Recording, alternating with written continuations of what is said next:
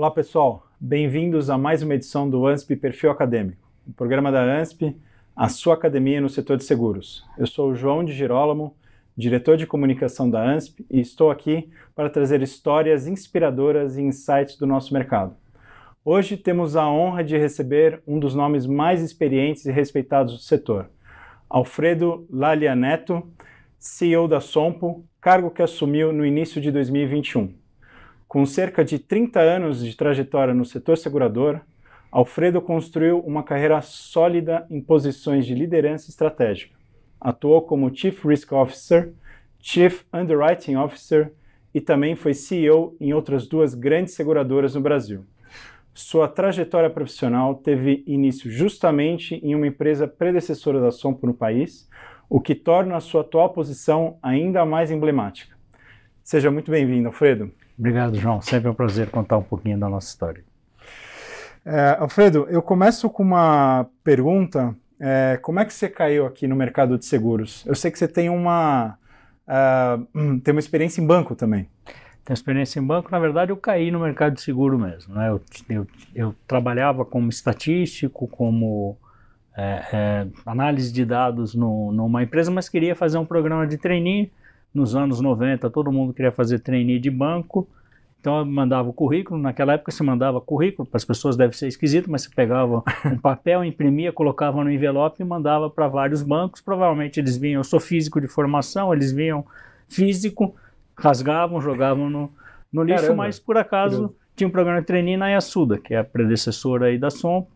Algum japonês resolveu ler aquele currículo. Não sei se porque na época ainda se falava de risco nuclear, física nuclear, me chamou aí para entrevista, eu passei no processo, então participei do programa de trainee, que foi o primeiro da Yasuda na época, em 94. Legal. Não tinha a mínima ideia do que era seguro e acabei gostando da coisa, fui fazer ciências atuariais, fui fazer outras faculdades para entender de administração, porque o físico só pensa em pesquisa, então foi por acaso completo. Aí você falou um pouco de banco, eu trabalhei em seguradoras ligadas a banco, sempre falavam, não, para você crescer você precisa ter uma experiência no banco. Não, deixa eu ficar aqui em seguro, eu gosto de seguro, então acabei não indo para banco, né? Mas eu trabalhei em bancassuras, como a gente fala. Ok. Na Zurich Santander.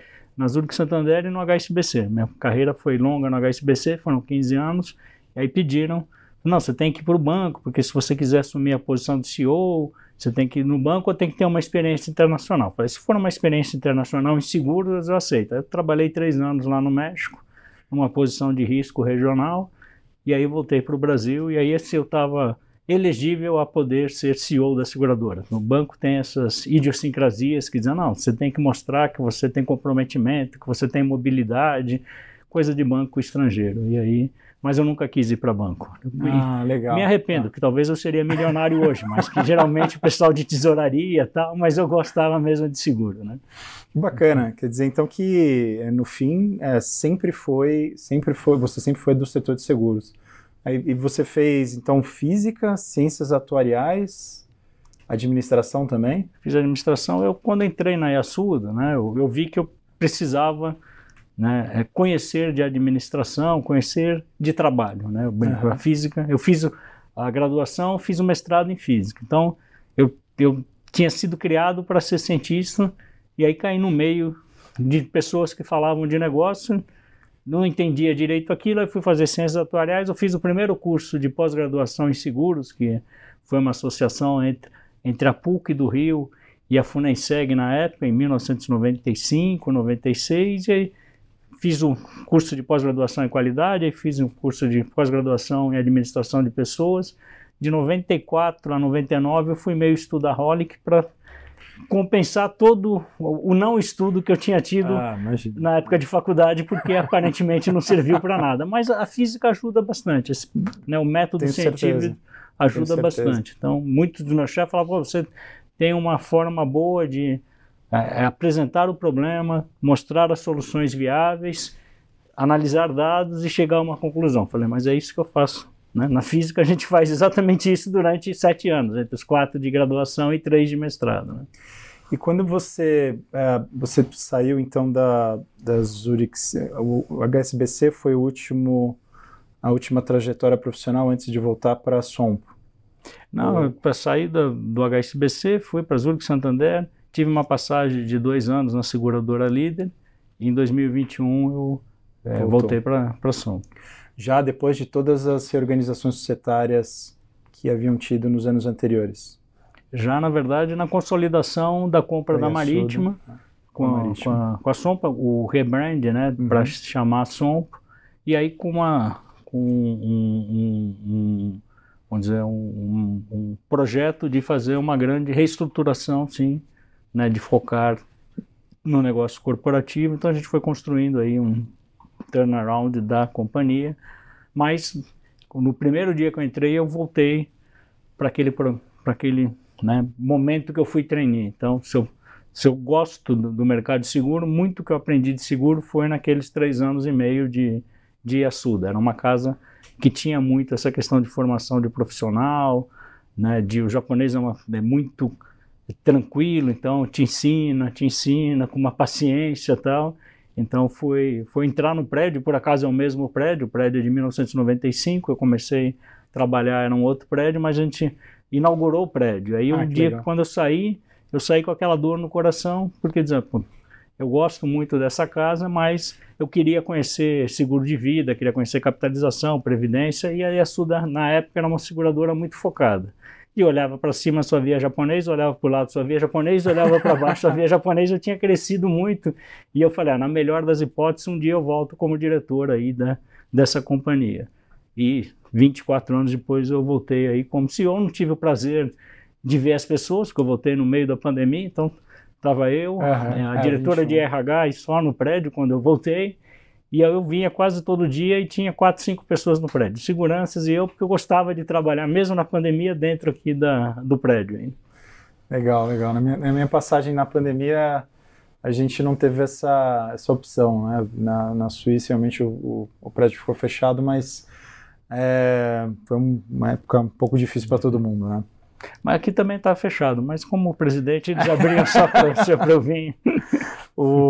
Alfredo, e falando um pouquinho da sua volta aqui na Sompo, foi um baita case, né, de turnaround em termos de reestruturação, números. Conta um pouquinho dessa trajetória para a gente, de uma forma, fazendo um overview, uma visão geral aí de como foi. Não, acho que a gente estava na dúvida, né, quer dizer, eu devo continuar tentando fazer um pouco de tudo, ou devo focar. Então a discussão era essa, claramente o saúde, a gente não tinha massa crítica para operar, a Sompo tinha 120 mil vidas, né, as grandes operadoras aí têm milhões, milhares, algumas dezenas de milhões, então estava claro que, né, o saúde a gente não teria massa crítica. O varejo, né, o seguro de automóvel, vidas, pequenos P&C, a gente estava na dúvida, mas fizemos uma construção, né, e eu brinco que a maioria das empresas que eu fui CEO, você chega na posição de CEO, a pessoa te dá um trabalho de 300 páginas da McKinsey e fala, executa. Foi assim no HSBC, foi assim na Zurich Santander, ou McKinsey, ou Boston, ou alguma grande consultoria. Quando eu cheguei na Sompo, falei, sei que precisa de um turnaround, né? Perguntei, escuta, cadê as 300 páginas? Falei, não, você construa e traga aí a proposta. Então foi legal. Algo que a gente fez a 4 mãos com o acionista, mas não teve nenhum pré-direcionamento. Então, entendi. Acho que todo o time que participou acabou gostando do projeto, porque a gente construiu essa estratégia, vamos executar. Porque geralmente alguém construi a estratégia e outro executa. Então, não. Né, se for boa a estratégia e funcionar, a gente é que construiu. Né, se for ruim, a gente também é o responsável. Então, acho que foi, né, um modelo diferente de trabalhar, mas a cultura japonesa. Eles não impõem nada, eles pedem soluções possíveis, a gente foi mostrando as soluções e chegamos a esse modelo. Vendemos, eu brinco, 3/5 na empresa para ficar com 2/5 e hoje já somos 4/5. Então, provavelmente ano que vem a gente vai ser do mesmo tamanho que a gente era há 3 anos atrás, só que com 1/3 dos funcionários, uma operação mais focada, né, um modelo de negócio mais sustentado. Então, a gente vai fechar esse ano com né, mais de 100 milhões de lucro, quando essa companhia dava de 50 a 100 milhões de prejuízo, sei lá, de 2016 a 2020. Então, aparentemente a estratégia foi boa e a execução foi boa. Sim, então a Sompo hoje ela é focada em seguros corporativos, né, e tem como carteira principal a de transporte, que eu acho que também é um baita case de sucesso aí, dado que é um ramo muito nervoso, né, uma sinistralidade alta, o contexto do país também ajuda um pouco com relação a isso. E qual é o segredo para ir bem nesse setor? Boa pergunta, difícil de responder, mas eu diria que o grande segredo é a gente conseguir, né, criar um time de especialista muito forte e ter investido ao longo do tempo, né, de forma sistemática para entender esse negócio e não ir e vir, porque o transporte, como tem um ciclo econômico, ele depende muito da economia, né, ele depende da economia. Quando a economia vai mal, eu diminuo a quantidade de carga transportada, só que também aumenta o roubo, né? Então ele acaba agravando isso. Então uma carteira que tem um risco sistêmico grande. Se você entra em pânico, você acaba deixando o cliente na mão. Então tem cliente lá que tem 20, 25 anos. Tem clientes que eu voltei agora para Sompo em 2021, que estavam lá em 1995, 1996, 1997 e tiveram prejuízo alguns anos, tiveram resultado outros anos, mas acho que a consistência e não se assustar. Então é um pouco do segredo. Agora, muita tecnologia envolvida, muita análise de dados envolvida para a gente conseguir criar uma estrutura vencedora aí. Legal, legal. E a Sompo agora ela está também se estruturando em todas as áreas, né? E você, com essa visão e essa experiência como CEO, eu queria te fazer mais uma pergunta sobre liderança, né? Como é que você vê hoje, quando você vai contratar alguém, você olha o seu time de liderança, quais as principais características que você busca num candidato, né, e como você considera que seria uma equipe ideal, né, de liderança hoje em dia, principalmente para o setor de seguros? Eu acredito muito em valores e cultura, né? Pode parecer, né, um papo meio teórico, né, mas a primeira coisa que eu peço para as pessoas é explique o que é a Sompo, explique o nosso jeito de ser e veja se a pessoa se identifica com isso. A gente tem nossas virtudes, tem nossos defeitos, né? E eu brinco, eu não vou conseguir mudar uma história de 65 anos da empresa que está no Brasil, que foi sendo criada. A gente vai adaptando um pouco a cultura e tal, mas, né, a gente é o que é. Eu falo, mas isso é ruim, então eu não vou mudar. Hoje são 670 pessoas, eu não vou mudar o jeito dessas 670 pessoas que têm um tempo médio de 10, 11 anos na companhia. Então são 7 mil anos de história nessa companhia. Eu tenho 4 anos. Então, por mais que eu seja o CEO, por mais que eu possa alterar um pouco, a nossa essência são a construção hoje dessas 7 mil anos de trabalho dessas pessoas que estão aí. Então, eu acho que o fit cultural é a primeira coisa. E aí a gente vai moldando isso. Eu acredito muito, né, em diversidade, eu acredito muito, né, em uma empresa mais diversa de maneira geral.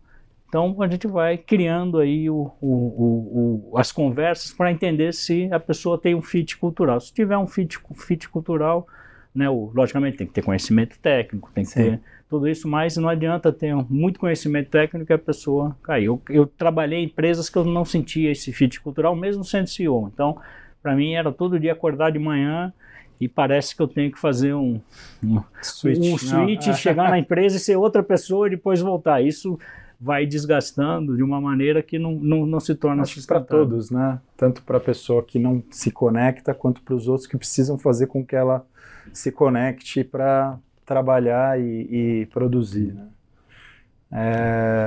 E eu brinco que nós, como papel de líderes, né?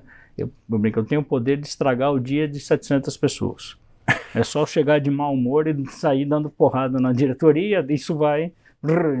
Então eu não tenho esse direito, né, de fazer. Mas eu acho que o papel do líder é esse. Se você não está bem adaptado à cultura, você vai acabar, né, Sim. demonstrando isso e você vai chegar nos 700 colaboradores na empresa. Então, acho que é uma linha tênue, né, de trabalho técnico, mas fit cultural, senão a gente não vai longe.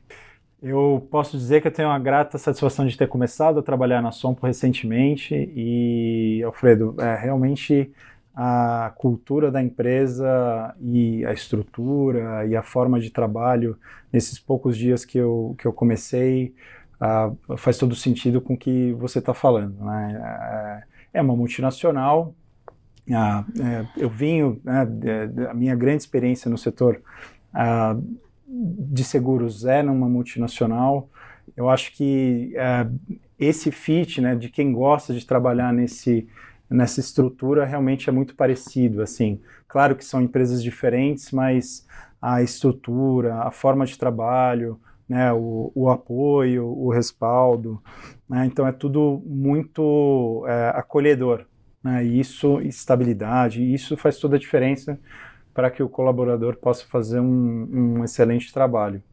Então eu te agradeço demais a sua participação no nosso perfil acadêmico aqui, principalmente porque eu sei que a agenda de um CEO não é fácil, então queria deixar o programa à disposição e a ANSP também à disposição, não só do Alfredo, mas também da Sompo.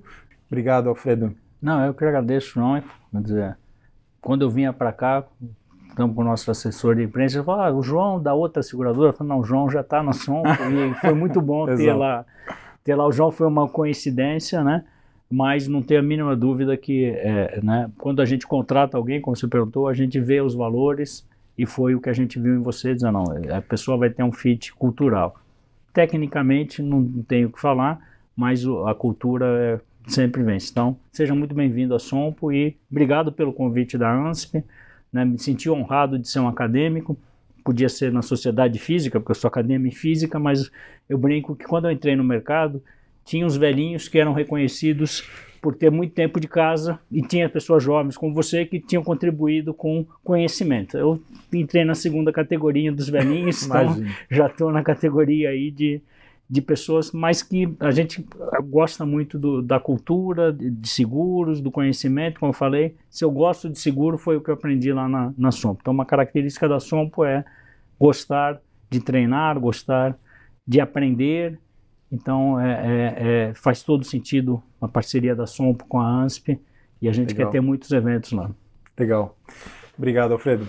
Valeu, João. E se você gostou do nosso episódio, curta, compartilhe nas redes sociais, mande para os seus colegas de trabalho, para sua família e até uma próxima.